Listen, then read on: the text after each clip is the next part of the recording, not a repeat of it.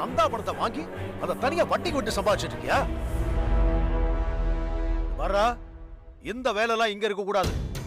ஏய், உன்னை நம்பி எவ்வளவு பெரிய பொறுப்பை கொடுத்திருக்கேன். ஒழுங்கா பாக்குறதா இருந்தா பாரு, இல்ல மறுபடியும் வேலுகிட்டயே சங்க தலைவர் பொறுப்பை கொடுத்துருவேன். இல்லப்பா, இனிமே இந்த மாதிரிலாம் பண்ண மாட்டேன்ப்பா. ஒழுங்கா பாத்துக்கிறேன்.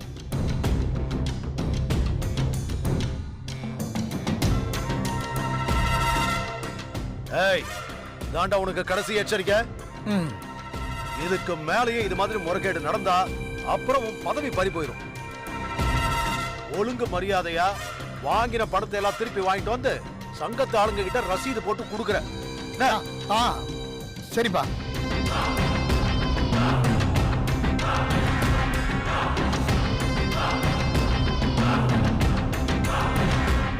இல்ல ஏன் நிக்கிற, உட்கார்ந்து சாப்பிடு.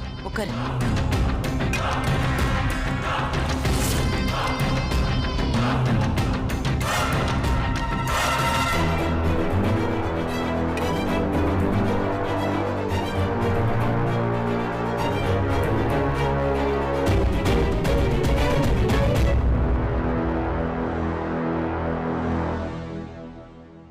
சக்தி, அன்னைக்கு நான் சொன்னல என் புருஷன் ஏதோ தப்பு பண்றாருன்னு.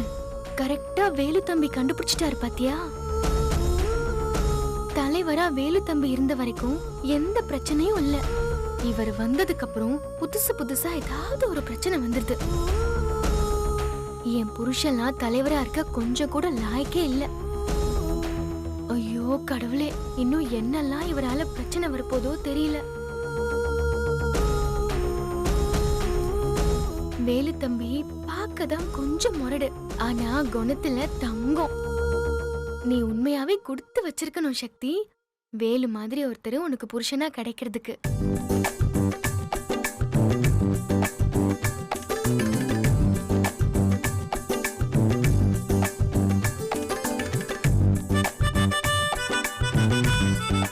வேலு தம்பியை பொறுத்த வரைக்கும் வேலையிலயும் சரி குணத்திலயும் சரி நேர்மையான ஆளு.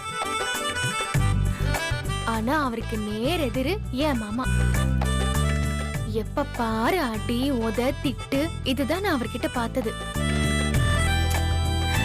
ஆனா வேலு உன்கிட்ட பிரியமா நடந்துக்கிறத பார்த்து சில சமயம் கொஞ்சம் எனக்கே பொறாமையா இருக்கும்.